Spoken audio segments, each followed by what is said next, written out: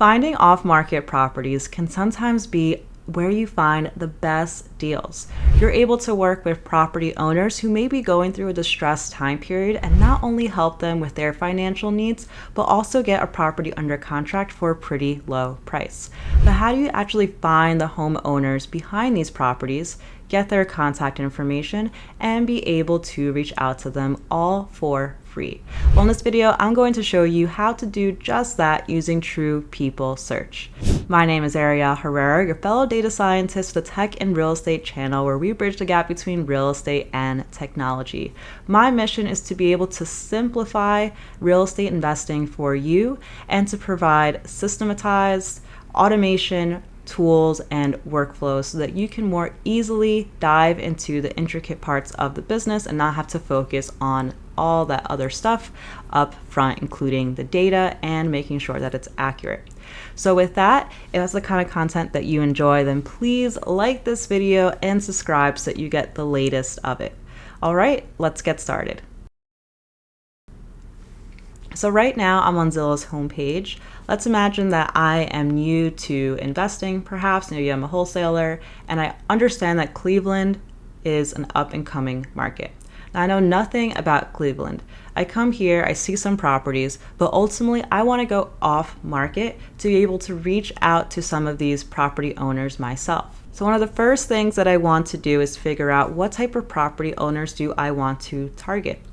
And there could be a multitude amount of property owners that are considered distressed or are ready to sell their property. They're either more motivated. This could be out-of-state property owners, so a landlord that maybe lives in Chicago, invests in Cleveland, but ultimately is ready to kind of get rid of this property and the headache that comes with it.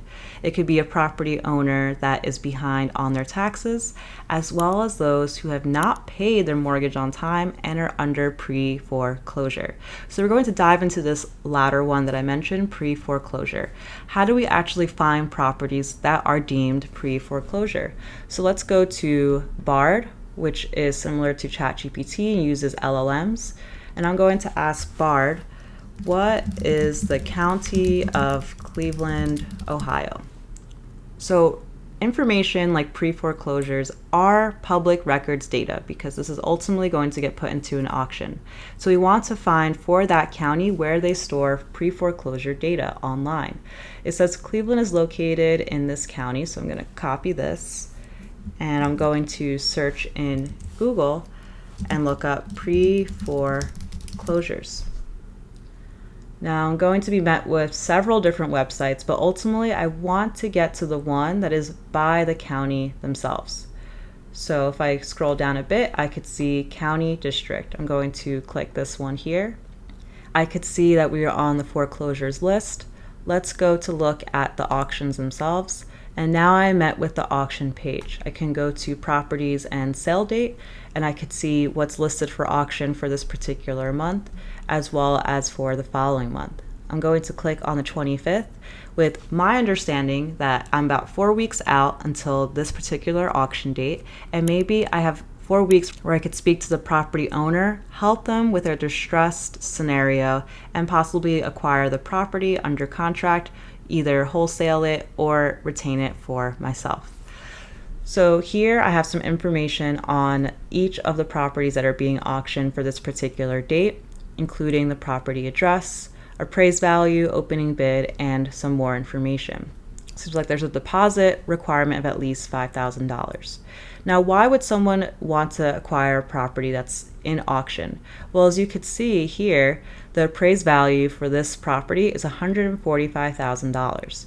The opening bid is a little less than $100,000. So there's an opportunity to purchase this property at a lower price than what it appraises for and quickly turn it around, maybe wholesale this particular contract and make some money on the back end. So in this case, my next step that I would want to do is find out, well, who owns this property? How do I actually contact them? So what we can do is use a free tool like True People Search. Here you could look up anyone for free since it's public records data. You can search by name, phone, address, as well as location, like city, state, or zip. So what I'm going to do is come back here and I'm going to copy this address that I see, copy it, and then bring it over to True People Search. It's going to be an address search, so I'll change that. And we're missing the state here, so I'm just going to add in Ohio. It's able to recognize this address, click it, search, and quickly I am met with 24 different records of possible property owners or people that have maybe lived in the property at some period of time. I could then see information like their age, where they currently live, where they used to live, as well as phone numbers that I may want to utilize to call up this person to see if I can help them with their scenario. After getting the name and contact information for the first person within this list that I had, I'd likely go through the list and continue this on and possibly record this into a spreadsheet. But as we know, this is manual and tedious, and we don't work that way, right? Everything that we do is systematized and automated as much as possible. So in the next video, I'm going to show you how to use an API that does the skip tracing for you with only a few inputs. And if you haven't already, please join the Tech and Real Estate Facebook group, where you can reach out to others in the community to partner on deals, work on automation tasks, and also ask questions that can be answered not only by myself, but by other experts as well. All right, I'll see you in the next video where we get to automate this piece. See you there.